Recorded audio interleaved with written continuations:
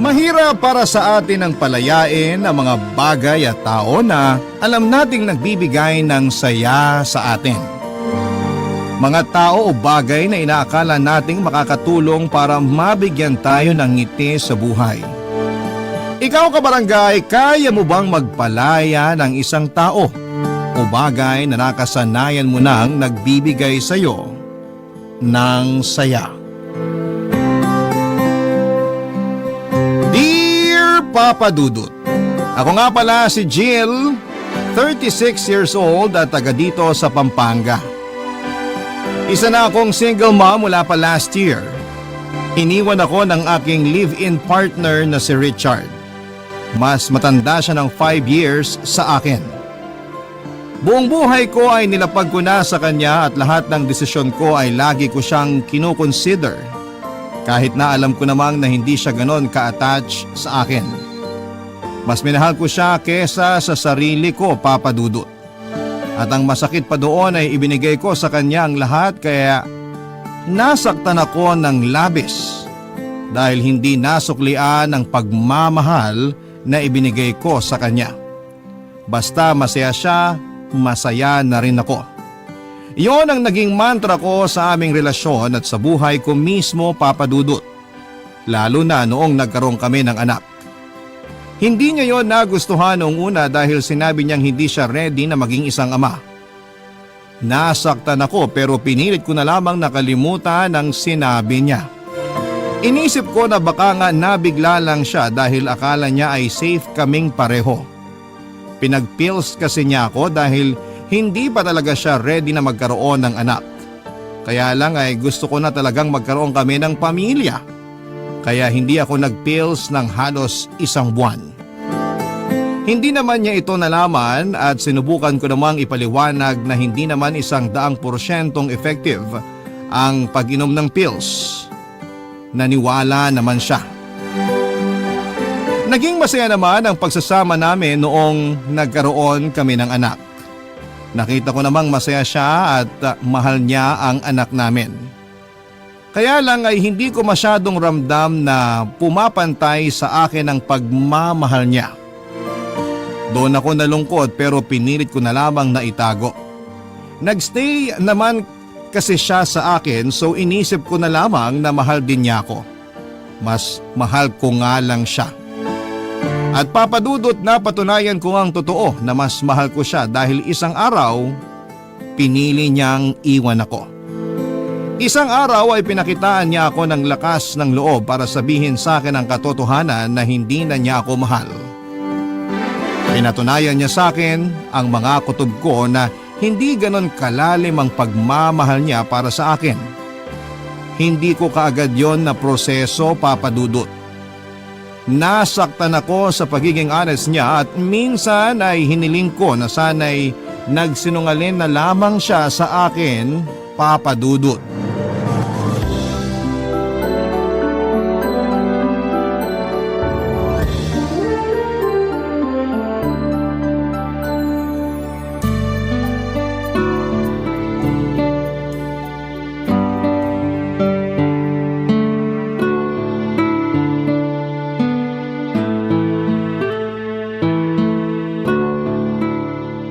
Tulog na ba ang anak natin?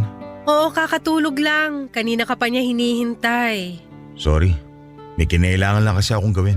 Hindi mo man lang sinagot yung tawag ko? Nakailang tawag kami ng anak mo kanina kasi gusto ko raw niyang makita at makausap man lang bago matulog. Sorry. Puro sorry na lang. Kailan ka ba babawi sa amin ng anak mo? Hindi naman ako nagkulang sa anak natin. Pero sa akin, May kailangan tayong pag-usapan. dapat nga siguro mag-usap na tayo. Marami na kasi akong napapansin sa'yo eh. Mabuti naman at willing ka makipag-usap sa akin ngayon. Jill, ayoko na. Anong ayaw mo na? Ayoko na. Ayaw mo na? Ayaw mo nang pinipilit kitang kumain ng gulay? Ayaw mo nang samahan ako magsimba tuwing Miyerkules? Ayaw mo nang samahan ako manood ng TV pagka uwi mo galing trabaho? Alin siya nang ayaw mo at babaguhin ko? Wala nang kailangang baguhin. Ayoko na talaga. Klaruhin mo! Ayoko na sa relasyon natin. Ayoko na rin naman tong nangyayari sa relasyon natin pero hindi naman ibig sabihin ay susukuan ko na. Magkaiba tayo. Gusto ko na tong sukuan Hindi ka pwedeng sumuko dahil may anak tayo. at hindi ko siya pababayaan. Yan ang mapapangako ko sa inyo. Paano ko bang hahawakan yung pangako na yan hindi mo nga natupad yung pangako mo na magsasama tayo habang buhay? Para sa anak natin, tutuparin ko ang pangako ko. At yung pangako mo sa nanay ng anak mo? Jill, huwag ka naman ganyan. Ikaw pa tong ang lakas ng loob na iwan ako samantalang ako lang naman tong nag-e-effort sa relasyon natin. Ayun na nga eh. Ikaw na lang nag-e-effort. Hindi mo ba makitang unfair yon? Unfair talaga sa part ko. Tapos ikaw pa tong may gana mang iwan? Nagpapakatotoo lang ako. Hindi na kita mahal. Hindi na ako masaya. At sa tingin mo ako masaya? Kaya nga palayain na natin ang isa't isa para maging masaya na tayo. Alam mong kayo ng anak natin ang nagpapasaya sa akin. Huwag mo namang basta bawiin yun. Ang tagal na nating magkarelasyon ni hindi nga ako nag-demand sa'yo ng kasal kasi alam kong ayaw mo. Nakailang sumbat ka na sa kasal sa akin. Kasi ang tagal ko nang hinihingi pero hindi mo magawang ibigay. Kasi hindi ako ready. O talagang hindi lang ako yung gusto mo makasama habang buhay. Sa akin ka hindi ready, di ba? Hindi madaling aminin pero totoo. Hindi ikaw ang gusto kong makasama habang buhay. Ay, Richard! Ramdam ko naman yan una pa lang. Hindi lang ako nagsalita. Kasi akala ko magagawa ng paraan ng oras yung nararamdaman mo para sa akin. Umasa ako na mamahalin mo rin ako tulad ng pagmamahal ko sa'yo.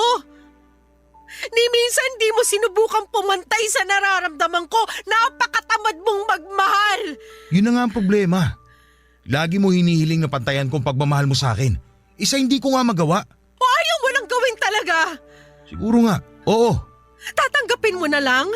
Wala man lang pagbabago para sa anak mo? Hindi ako nagkulang sa anak natin. Kaya alam kong wala akong dapat gawing pagbabago. Ang makasarili mo! Hindi ba mas makasarili ka kasi ayaw mo akong palayain kahit alam mong ayoko na? Para to sa anak natin! Bakit ba mas ramdam kong ginagawa mo to para sa sarili mo? Hindi ako nakasagot dahil alam kong yon ang katotohanan. Totoo ang sinabi ni Richard na kaya ko siyang gustong magstay ay para sa akin at hindi para sa anak namin. May parte sa puso ko na ginagawa ko ang pagmamakaawa kay Richard para sa anak namin. Pero mas malaking parte noon ay ginagawa ko para sa sarili ko. Buong gabi ay nakiusap ako kay Richard na huwag na akong iwanan. Nilatag ko ang iba pang mga kadahilanan para magstay siya pero lahat ng yon ay tinabla niya. Desperada na ako para hindi siya umalis sa buhay ko, Papa Dudut. Nagwala ako, sinaktan ko siya ng pisikal at nagpaulit-ulit ang pagmamakaawa ko sa kanya. Alam kong napalala noon ang kagustuhan niyang umalis na. Pero hindi ko napigilan ang sarili kong ipakita ang totoong emosyon ko. Ang tagal kong tinago lahat ng sakit tapos sa huli ay iiwanan niya lamang ako. Natapakan ang emosyon ko at lumaban ang katawan ko. Hindi naman inilagan ni Richard ang mga pananakit ko sa kanya at sa mga masasakit na salita ko. Inubos ko talaga ang lahat ng nasa puso ko baka sakaling makatulong sa pag-move on ko. Kung hindi lang nagising ang anak namin, hindi sana ako titigil sa pananakit kay Richard. Kinuha namang pagkakataon yon ni Richard para umalis na. Wala siyang kinuhang mga damit. Pagbalik ko sa sala, hindi ko na siya nadatnan doon at nanlumo ako. Hindi pa ako tapos magmakaawa at hindi pa ako tapos sabihin lahat ng sama ng loob ko sa kanya. Wala tuloy akong nagawa kundi ang umiyak na lamang mag-isa. Hindi nalaman ng anak namin ang nangyari at hindi ko rin alam kung paano noon ipapaliwanag sa anak namin na iniwan na kami ng ama niya. Naiwan ako mag-isa sa pangangalaga ng anak namin, Papa Dudut. Kahit tinupad naman ni Richard ang pangako niyang sustento sa aming mag-ina, ay hindi pa rin yon naging sapat at gusto ko pa rin ng buong pamilya, Papa Dudut. At pinangako ko sa sarili kong hindi ako titigil hanggat hindi ko napababalik sa buhay ko si Richard. desidido akong bumawi siya sa kahit na anong paraan. Nakayanan kong tiisin ang kakarampot na pagmamahal niya dati. Alam kong makakayanan ko pa rin yon sa mga susunod, Papa Dudut.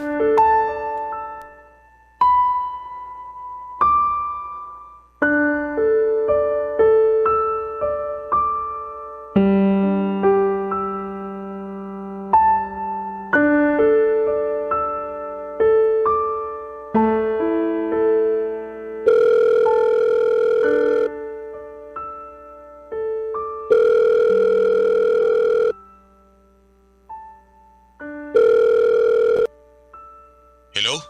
Hello, Richard? Bakit? Magtatanong lang sana ako kung kailan ka magpapadala ng sustento sa amin ng anak mo. Di ba alam mo naman na ang regular schedule ang padala ko? Kino-confirm ko lang baka kasi may pagbabago. Wala nagbago. Ganun pa rin. Kung meron man, magsasabi ka agad ako sa'yo. Paborito mo pa rin ba yung ginataang tulingan? Ano? Naisip ko kasing magluto nun eh. Pwede ko namang ihatid sa'yo ngayon. Ako lang naman ang pwedeng kumain nun dito sa bahay. Naisip ko lang i-share sa'yo. Hindi na. May mga natira pa akong ulam dito. I-ref mo na lang para may makain ka kapag naumay ka sa mga ulam mo dyan. Ang layo ng bahay mo sa bahay ko ngayon. Hindi mo na kailangan ipadala. Mahal magpa-deliver. Hindi ko naman ipapadeliver sa iba. Ako na mismo ang maghahatid. Jill, hindi na kailangan. Pero paborito mo yung ginataang tulingan, di ba? Dati yon. Akala ko ba walang nagbago? Saan na naman ba papunta ang usapang to, Jill? Baka lang lumamig na ang ulo mo sa akin at naisip mo magkaayos na tayo. Sabi ko na eh. So ano nang sagot mo? Kailan mo gustong pag-usapan tong tungkol sa pagbabalikan natin? Nakailang buwan na rin naman na tayong hiwalay. Baka nakapag-isip ka na ng tama. Jill, wala na akong balak makipag-usap pa tungkol sa relasyon natin. Wala na tayong ibang dapat pag-usapan kundi ang anak natin. Ito na yung tama para sa sitwasyon natin. Para rin naman sa anak natin tong ginagawa ko ah. Huwag mo namang gamitin ang anak natin para makuha mo ang gusto mo. Hindi ko ginagamit ang anak natin. Gusto ko lang makita mo ng mas maayos na kailangan ka ng anak mo. Kaya nga ginagawa ko pa rin ang best ko para sa kanya kahit hindi na tayo nagsasama sa iisang bahay. Pero hindi ba't mas magiging maganda para sa kanya na kasama ka namin sa iisang bubong? Hindi mo ba naisip yun? Hindi na tayo pwede magsama. May babalik ko rin ang pagmamahal mo para sa akin. Magbabago ko para sa'yo. Lahat ng ayaw mo sa akin tatanggalin ko. Gumawa ka ng listahan. Alam ko na karami na ako sa'yo. Hindi na maibabalik ang pagmamahal ko sa'yo kasi may iba na ako. May iba ka na? Sorry kung hindi ko agad nasabi sa'yo. Pero nagsasama na kaming dalawa ng bago kong girlfriend. At mas pinili mo siya kaysa mabigyan ng masayang pamilya ang anak mo? Kaya pa rin nating mapasaya ang anak natin kahit hindi na tayo magkasama. Hindi mo kasi maintindihan! Ikaw ang hindi makaintindi. Ilang buwan na tayong hiwalay, pero hindi mo pa rin magawang tanggapin. Kasi para tayo sa isa't isa! Yan ang binuo mong idea sa ating dalawa. Pero Jill, hindi na tayo para sa isa't isa una pa lang. Alam mo yan.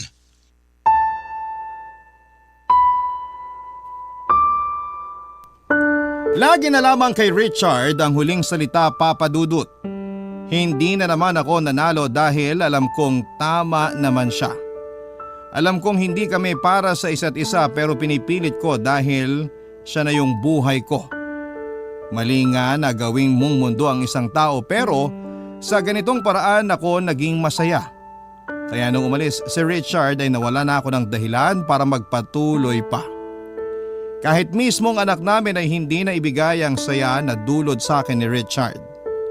Nakaka-guilty ang ganong pakiramdam pero totoo akong tao at alam kong ito ang totoong nararamdaman ko.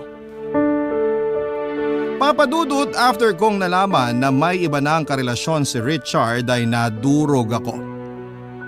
Hindi ko naalaga ang maayos ang anak ko at kinailangan ko muna siyang ipaalaga sa magulang ko para maproseso ko ang nangyari sa amin ni Richard. Nagkulong lamang ako sa bahay at iniyak ko ang lahat ng sama ng loob ko. Panay ang tingin ko noon sa pictures namin ni Richard dahil sobrang nami-miss ko na siya. Binalikan ko ang lahat ng conversation namin noong nagsisimula pa lamang ang relasyon namin. Alam kong sinasaktan ko lamang ang sarili ko sa ginagawa ko. Pero hindi ko mapigilang sariwain noon ang nakaraan namin. Naging masaya naman kami dati kahit na nakukulangan ako sa pagmamahal niya sa akin. Kung nakontento na lamang sana ako dati at hindi na lang laging nagrereklamo sa kanya, sa sama ng loob ko dahil hindi ko masyadong maramdaman ang pagmamahal niya, sana'y hindi kami nagkahiwalay. Sana'y natuto akong tanggapin na lamang kung ano lang ang kaya ni Richard kung yun lamang ang paraan para magstay siya sa buhay ko. Pinagod ko rin ang sarili ko sa kakaisip ng paraan para makuha ko siya pabalik sa buhay ko, Papa Dudut. Hanggang sa bigla ko naalala ang tiyahin kong nasa probinsya. Napangiti ako dahil nakaisip na ako ng magandang plano at kailangan ko ang tiyahin ko para maisakatuparan yon. Papa Dudut, alam ko na ang gagawin ko at sigurado na ako noon na makukuha ko pabalik si Richard. Dahil doon ay napatigil na ako sa pag-iyak. Dahil doon ay gumaan na ang pakiramdam ko dahil mababawi ko na kung sino ang para sa akin, Papa Dudut. Barangay Love Stories. Barangay Love Stories. Papa Dudut, hindi ko muna kinuha ang anak ko sa mga magulang ko dahil kinailangan kong umuwi ng probinsya para puntahan ang tiyaming ko na noon ay 60 years old na. Matandang dalaga at nakatira malayo sa mga kamag-anak namin. Naging close kami ni Tiyaming noong bata pa lamang ako. Pinsan siya ng nanay ko at siya ang pinaka-paborito kong kamag-anak sa lahat dahil kaya niya akong intindihin. Ako lang din ang nakakaunawa sa kanya dahil tingin ko sa kanya ay mabuting tao. Samantalang ang tingin sa kanya ng iba naming kamag-anak ay weirdo at may sapak sa utak. Hindi ko nakita yon sa kanya. Nakita kong matalino siya at mayaman ang espiritualidad niya. Kaya mas lalo akong napalapit sa kanya dahil gusto kong malaman ang mga bagay na hindi pa alam ng karamihan. Kaya lang ay kinailangan niyang umalis sa barangay namin dahil hinuhusgahan na siya ng mga kakilala namin base sa ginagawa niyang kabuhayan. May sabi-sabi kasi sa barangay namin na isang mangkukulam ang tiyaming ko. Kahit mga kamag-anak ko mismo ay pinapaniwalaan yon. Bata pa lamang ako noon pero alam kong may katotohanan ng sinasabi nila. Tuwing may nakakaaway si Tiyaming sa lugar namin ay inaasahan ng lahat na may mangyayaring hindi maganda sa tao na yon at walang naging palya yon, Papa Dudut. Sa kwarto ni Tiyaming minsan na akong nakapasok. Wala ni isa sa mga kamag-anak ko ang nagtangkang pumasok doon maliban sa akin. Hindi ko na inulit dahil natakot ako sa mga nakasabit sa kanyang dingding lalo na ang itim na kandila at iba't ibang larawan ng mga taong kakilala at hindi ko kakilala. Hindi ko naman yon pinaalam sa kanya o sa kahit na sino dahil gusto kong protektahan ang tiyahin ko dahil naging maayos naman siya sa akin. Kaya ang laking lungkot ko noong napilitan siyang lumayo para hindi na rin madamay kaming pamilya niya. Tumira siya sa isang liblib na lugar kung saan ay hindi ganong kadaling makapunta pero nagawa ko. Dahil gusto ko nang magkabalikan kami ni Richard at alam kong si Tiyaming lang ang tunay na makakatulong sa akin. Siya ang magiging tulay ko para magawa ko yon. Ang tagal na rin noong huli ko siyang nakita at nanibago siya sa akin nang muli kaming magkita, Papa Dudut.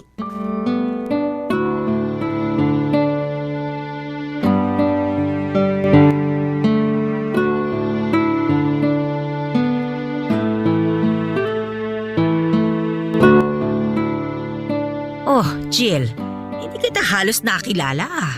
Marami talaga nagagawa ang oras sa tao, Tiyaming. Sa akin ba anong nagawa ng oras sa itsura ko, ha? Parang umatras ang oras sa inyo. Bumabata kayo tignan ah. Eh, hindi ba halatang may 20% na discount na ako sa mga kainan? Naku, mukha lang kayong may discount sa jeep. Ano yon, senior citizen discount? Student discount! Ay naku, ang batang ito, lumaking bolera. Nagsasabi lang ako ng totoo. Nagsasabi ka lang ng ganyan kasi mukhang may kailangan ka sa akin, ano? Paano nyo alam? Iba talaga ang powers mo. Hindi na kailangan ng espesyal na kapangyarihan para malaman kung may kailangan sa akin ng isang tao. Una, binola mo ako. Pangalawa, dinayo mo ako. Una, nagsasabi lang ako ng totoo. Pangalawa, naalala ko lang kayo kaya bigla ko kayong dinalaw. Matanda na ako pero hindi ako uto-uto. Halos 2 dekada kang hindi nagparamdam sa akin Tapos bigla kang susulpot. Sabihin mo na lang ang totoo. Hindi naman sasama ang loob ko May kailangan nga po ako. ano ba yun?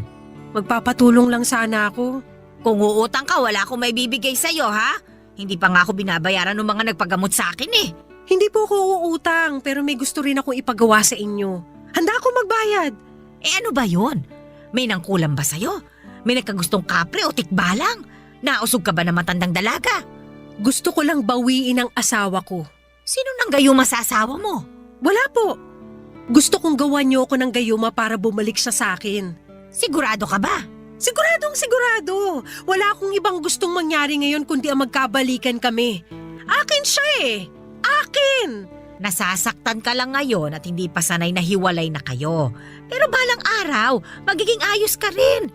Makakahanap ka rin ng iba, makakalimutan mo rin siya. Hindi, Chaming. Gusto ko sa akin lang siya. Akin lang si Richard. Walang ibang dapat makinabang sa kanya kundi ako lang at anak namin. May anak na kami. Di ba dapat sa amin lang siya at hindi sa ibang babae? Ay may anak na pala kayo. Kaya naman pala. Matutulungan niyo ba ako?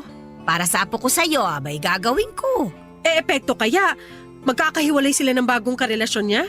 Kung hindi ka maniniwala, hindi epekto yun. Pero paano kung Magkakahiwalay silang dalawa. Maniwala ka sa akin. mamahalin din kaya niya ako ng sobra? Tulad ng pagmamahal ko sa kanya?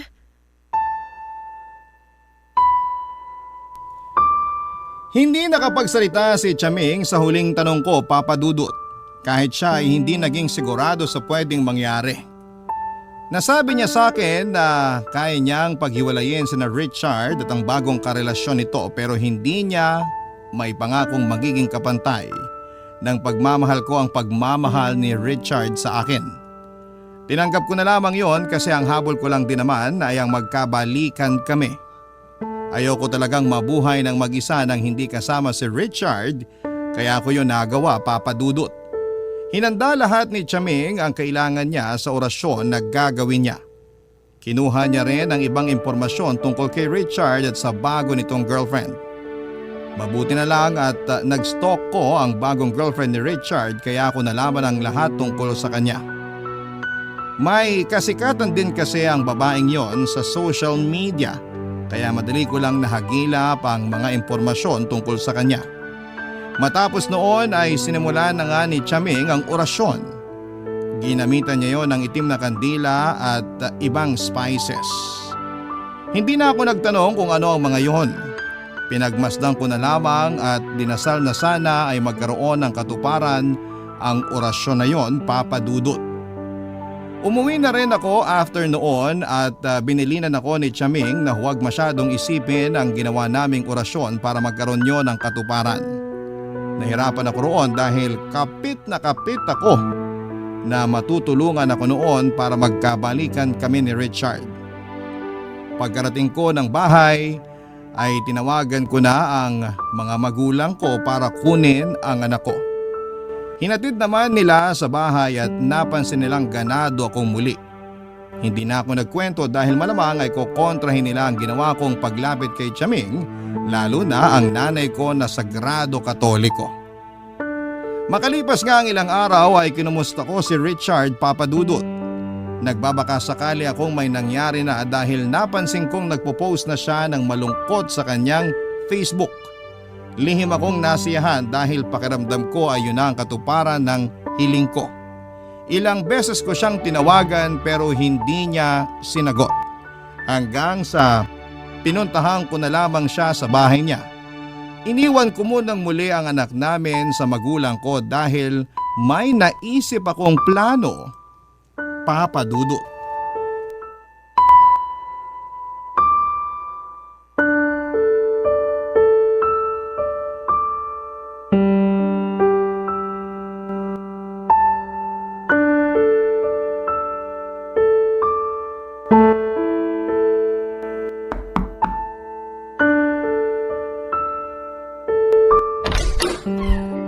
Oh Jill, anong ginagawa mo rito? Kanina pa ako tumatawag sa'yo, hindi mo man lang sinagot. Pwede mo naman kasi i-text na lang kung ano man yung kailangan mo. Magre-reply naman kagad ako pag di na ako busy. Alam mo namang hirap ako mag-text, di ba? Ano ba kasi yun? Hinahanap ka kasi ng anak natin. Namimiss ka, gusto ko raw makita. Tatawag ako mamaya sa kanya. Wag muna ngayon, please. Bakit? Ano ba nangyayari sa'yo? Wala. Napansin ko panay ang post mo ng malulungkot sa Facebook ah. Wala yun. May problema kayo ng girlfriend mo? Hindi ko alam. May problema nga kayo. Okay lang ba kung umalis ka na muna? Kailangan ko lang mapag-isa.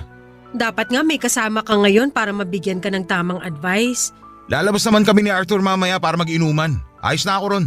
Iba pa rin kapag may kausap ka ngayon lalo't babae ako. Alam ko ang takbo ng utak ng mga babae. Bakit? Hindi ka ba busy? Andito ba ako ngayon kung busy ako? Yung anak natin, nasan? Nasa magulang ko. Pinabantayan ko muna kasi medyo nag-aalala rin ako sa'yo eh. Liga, pasok ka. Salamat. Upo na rin ako ah. Pili ka lang ng gusto mong maupuan dyan. Kukuha lang ako ng kape. Ay, okay na. Mag-usap na lang tayo ngayon. Maupo ka na rin. Halika, tabihan mo ako. Paano ba to? Anong paano ba to? Paano mo ako matutulungan sa girlfriend ko? Nagtalo na lang kami bigla dahil sa sinaing. Inaway niya ako. Inaway ko rin siya. Dahil lang sa sinaing? Alam ko ang babaw. Pero hindi ko maintindihan yung sarili ko kung bakit ako sumabog ng ganun. Asan siya ngayon? Umuwi muna siya sa magulang niya. Hiwalay na kayo? Nakipag-cool off siya sa akin. Pero makikipag-ayos ako. Alam mo kung ako sa'yo, wag na. Yan ang ibibigay mong advice sa akin? Kasi naman kung sa maliit na bagay lang ganyan na kayo magtalo. Paano pa kaya kapag malalaking pagsubok na? Tama ka naman. Kaya lang. Gusto mo ba dalhin ko muna rito ang anak natin para malibang ka? Pwede naman. Kaya lang, lalabas kami ni Arthur mamaya eh. Pwede namang dito lang din ako para pag umalis ka, may magbabantay sa anak natin. Tapos uuwi na lang kami kinabukasan. Ayos lang ba? Parang hindi magandang idea yan. Ay nako, naka-move on na ako sa'yo no. Walang halong mali siya tong pagstay ko rito kung yan ang iniisip mo. Gusto ko lang makatulong. Tsaka pag malungkot ka, maapektuhan yung pakikitungo mo sa anak natin. Bilang nanay, ayoko namang mangyari yun. So ginagawa mo lang to para sa anak natin? Oo naman. Sabi ko nga sa'yo, naka-move on na ako sa'yo.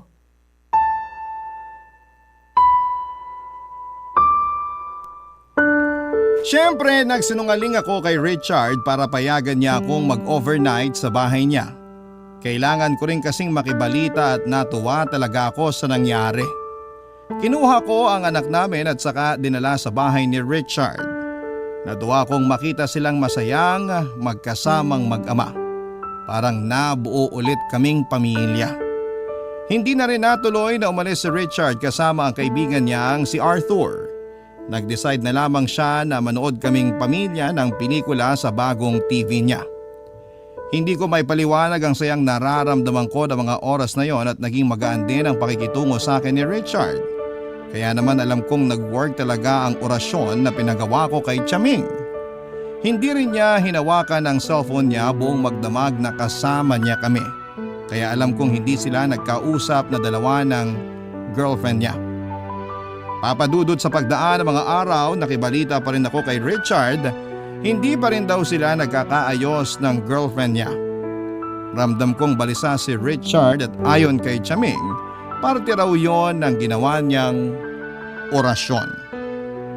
Hindi rin nag-attempt na lumapit si Richard sa girlfriend niya at hindi raw niya maintindihan kung bakit. Dati naman daw ay si Richard ang nagpapakumbaba sa tuwing may maliit silang away. Pero noong pagkakataong yon ay nagbago na ang lahat. Hindi na raw naramdaman ni Richard na kailangan niyang lumapit sa girlfriend niya. Naramdaman daw niya na nababalisa siya sa tuwing naiisip na kausapin ang babaeng yon. Isa na namang senyales na epektibo ang ginawa ni Chaming. Kaya naman nagpapasalamat akong muli sa tiyahin ko. Ang kailangan ko na lang hintayin ay ang pagbabalik ni Richard sa aming mag-ina. Hindi ko paramdam na nagbalik na ang pagmamahal niya sa akin pero sabi nga ni Chaming, Kailangan ko lang magtiwala sa hiwaga ng gayuma. Barangay Love Stories. Barangay Love Stories. Masaya ako na nadagdagan na rin ang atensyon ni Richard hindi lang sa anak ko kundi maging sa akin din. Kinilig ako sa tuwing kinukumusta ko ni Richard, Papa Dudut. Lagi na rin niyang hinihiram ang anak namin at dumadami na ang oras niya sa aming mag-ina. Kaya naman nagpapasalamat talaga ako na lumapit ako kay Chaming. Wala pa rin akong nabalitaan kung nagkakausap pa rin ba sina Richard at ang girlfriend niya.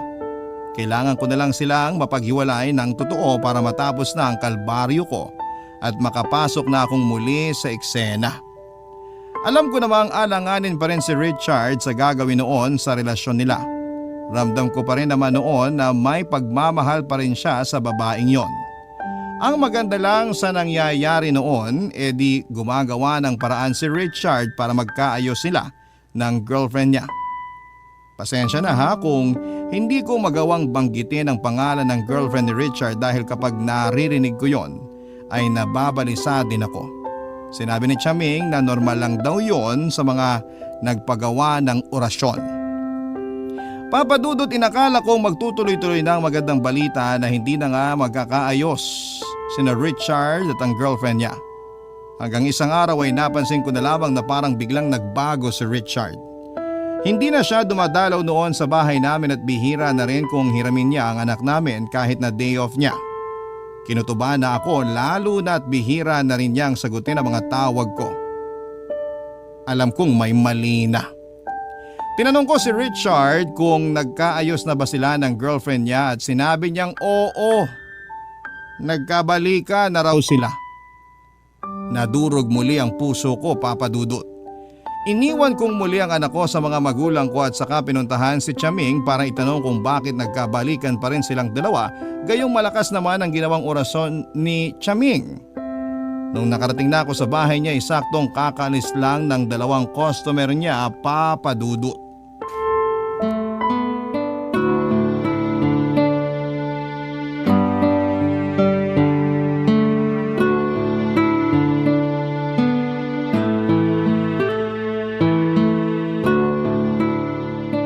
Customer mo ba yung mga umalis, Chaming? Ay oo! Yung isa nagpagawa ng orasyon para lumakas ang negosyo niya. Yung isa naman nagpahula. Nanguhula ka na rin pala? Ay hindi pa ganun kapulido. Kaya nga ang hingi ko lang, madalas donasyon lang. Papahula pa naman sana ako. Ay saka na kapag magaling na ako talaga. Tsaka nanghihina pa ako ngayon eh. Hala, ayos lang po ba kayo? Dumagsa kasi ang mga customer mula pa kahapon. Bentang-benta pala kayo eh. Irekomenda ko nga kayo sa mga kakilala ko sa amin sa Pampanga. Ay sige nga para makadagdag sa pagpapagawa ko ng bahay. Maliit lang din kasi ang sinisingil ko sa mga customer ko. Akong bahala sa inyo. Basta tulungan nyo rin ako kay Richard. O di ba hindi nga't natulungan na kita noon? Nagkahiwalay na sila ng nobya niya, hindi ba? Nagkahiwalay lang pansamantala pero ngayon nagkabalikan ulit sila. Ah, ganun ba? Effective yung orasyon na ginawa nyo para maghiwalay sila eh. Pero bakit nagkabalikan ulit? Hindi ba dapat hindi na? Dahil kumukupas din ang gayuma o kahit anong klase ng orasyon. Bakit di nyo sinabi sa akin? Ay hindi ba? Hindi ko ba nabanggit? Ang importante ngayon alam mo na. Paano to, Chaming? Kailangan ko magkahiwalay ulit sila. Tulungan nyo naman ako. Tinulungan na kita nung minsan. Nanghihina ako ngayon. Baka isara ko muna itong bahay ko para sa mga ganyan. Ako na magpapagawa ng bahay nyo. Paghiwalayin nyo lang sina Richard at yung girlfriend niya. Sigurado ka ba? Opo, basta maibabalik nyo sa akin si Richard. Akin siya eh, akin! Hindi mo naman kailangan ipagawa itong bahay. Pero ayos naman sa akin kung magbabayad ka bilang kailangan ko rin makabawi sa mga espiritong gabay ko na tumutulong sa akin sa proseso. Kahit magkano pa yan? Sige, gagawin ko sa Biyernes. Lalo't bilog ang buwan nun. Malakas ang epekto kapag sa araw na yung ginawa ang orasyon. Chaming, tuloy-tuloy lang ha. Tatawagan ko kayo kapag kumukupas na yung orasyon para magawa nyo ng paraan. Siya, sige. Lulutuin ko lagi ang kandila. Masiguro lang na magkahiwalay sila ulit. Salamat, Chaming. Pero tandaan mo, Jill, ha? Lahat ng ginagawa kong ito ay may kapalit. Babayaran ko naman po kayo eh. Kapalit sa'yo. May balik ito sa'yo. Naiintindihan mo ba? Hindi ko sinagot ang tanong ni Chaming, Papa Dudut. Doon ko lang na-realize na may kapalit nga naman ang paglapit sa mga ganong ritual. Pero sabog ako mula sa pagmamahal ko kay Richard kaya sinabi kong ayos lang. Napansin kong nadismaya si Chaming sa sinagot ko. Kaya lang ay hindi na rin siya nagsalita pa. Nagpaalam na rin ako dahil kailangan ko nang sunduin ang anak ko at habang nasa busa ko ay nakaramdam ako ng takot sa posibleng maging balik sa akin ng pinagawa ko. Kaya lang Papa Dudut, mas nangibabaw talaga ang kagustuhan kong makuha pabalik si Richard. Natikman kong muli ang atensyon niya mula nung nagkahiwalay sila pansamantala ng girlfriend niya. Kaya lang mabilis din yung nawala dahil kumupas na pala ang orasyon na pinagawa ko. Sumapit nga ang araw ng Biyernes, kabilugan ng buwan. Saktong 3:00 daw ng madaling araw nang simulan ni Chaming ang ritual. Excited na naman ako sa magiging pagbabago ng trato ni Richard sa aming mag-ina. Kaya lang ay hindi agad umepekto tulad ng dati. Ilang beses kong kinulit si Chaming pero sinabi niyang habaan ko ang pasensya dahil di e-epekto kapag nagmamadali ako o masyado akong atat. Sinubukan kong magpasensya at makalipas lang ang 2 linggo ay nagkahiwalay muli sina Richard at ang kanyang girlfriend. Naibalik muli sa aming mag-ina ang atensyon ni Richard. Natuwa na naman ako. Hiniling kong muli kay Chaming na lutuin pa ang kandila niya at sumunod naman siya. Napagastos ako dahil gusto kong masiguradong babalik si Richard sa akin. Nagtuloy-tuloy naman ang magandang balita para sa akin. Ramdam ko noon na wala nang ang balikang mangyayari sa pagitan nina Richard at ng kanyang girlfriend. Binura na rin kasi ni Richard ang mga pictures nila ng girlfriend niya sa social media accounts nito. Lumaki tuloy ang pag-asa kong magkakabalikan kami lalo't malungkot si Richard. Inabot ng 5 buwan ang saya ko hanggang isang araw ay nabalitaan ko na lamang na ikakasal na silang dalawa. Gumuho ang mundo ko. Nagmadali akong pinuntahan si Chaming para itanong kung bakit ganon ang nangyari. Akala ko noon ay mapapasa akin ng muli si Richard, bakit biglang bumalik siya sa babaeng yon.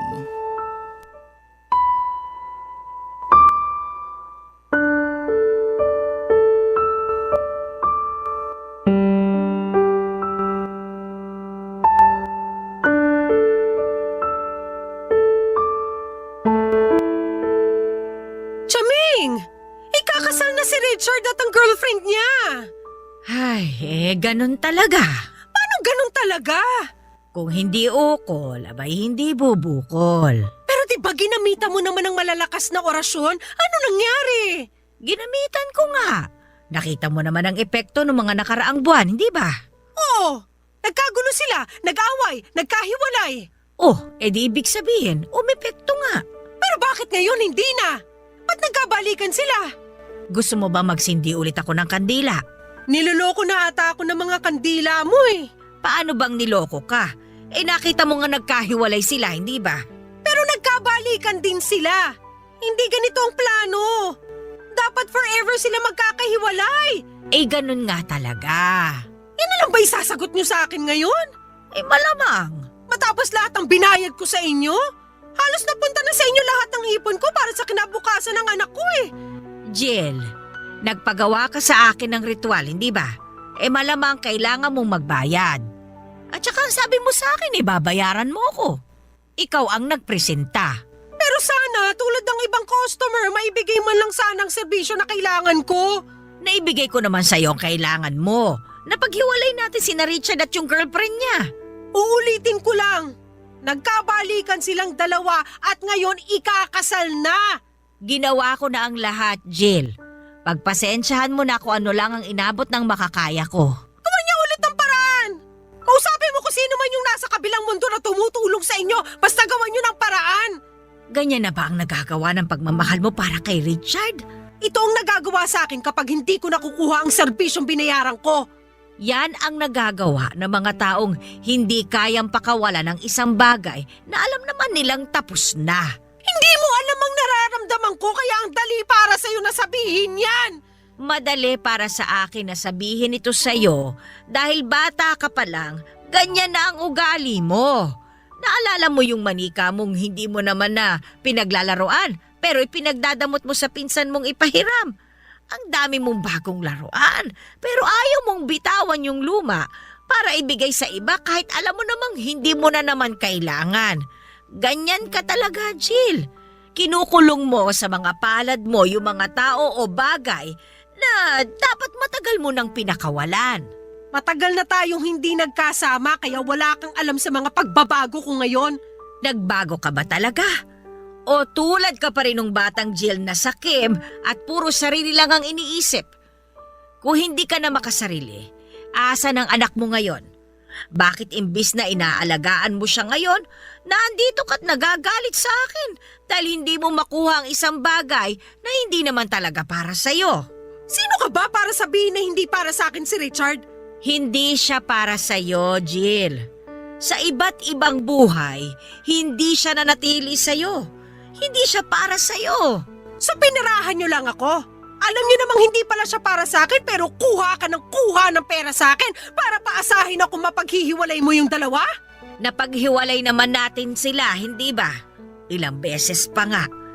Pero tulad nga ng sinabi ko sa'yo, kung hindi nakatadhana para sa'yo, hindi talaga mapupunta sa'yo. Kahit pa ilang kandila ang sindihan natin, lutuin natin, hindi nun makakayanan ang itinakda. Tinakda kayong magkahiwalay. Itinakda si Richard para sa iba.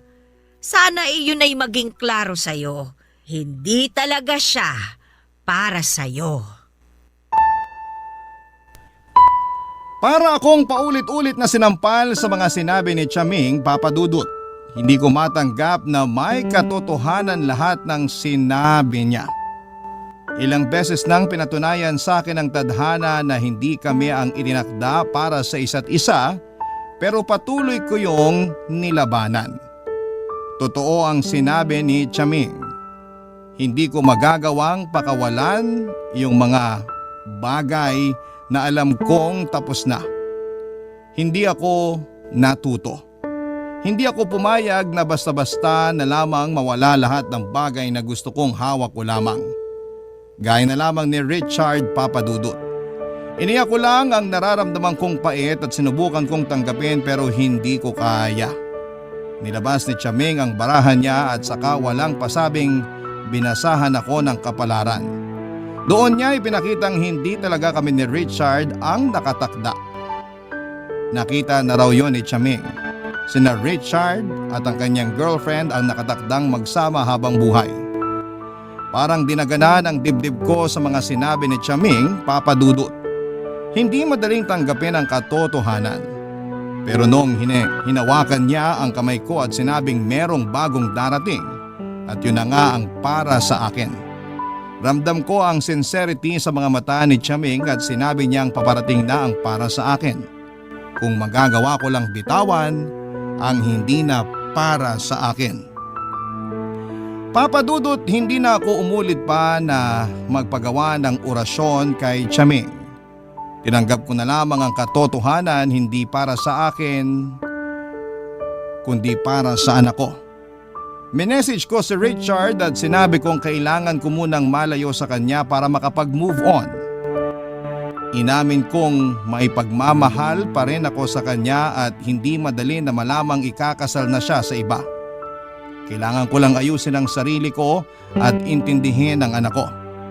Naintindihan naman niya at humingi siya ng tawad sa lahat ng mga naging pagkukulang niya. Inayos namin ang para sa schedule ng anak namin at sinabi ko sa kanya na sa magulang ko na lang lumapit kung may kailangan siya sa anak namin. Hindi ko muna siya kayang makita o makausap man lang dahil baka kung ano pa ang magawa ko. Ikakasal na sila ngayong taon, Papa Dudut, at hindi pa rin ako makamove on sa kanya. Pero kinaya ko na ngayon. Bit-bit ko na lamang ang pag-asa na balang araw ay may darating din na para sa akin. Na kapag hindi ko pa binitawan si Richard, itatago siya ng dakilang lumikha sa akin. Kaya ako bumitaw dahil alam kong may darating at yon ang mananatili para sa akin. Hanggang dito na lamang po ang aking liham, Papa Dudut. Maraming salamat po sa pangunawa at pagbabahagi ng aking kwento sa inyong mga masusugid na tagapakinig sa Barangay LS 97.1 Forever. Muli, maraming salamat po. Ang inyong forever at kapusong kabarangay, Jill. Nagustuhan ng iyong napakinggan? Ituloy yan via live stream sa www.gmanetwork.com/radio. Barangay LS 97.1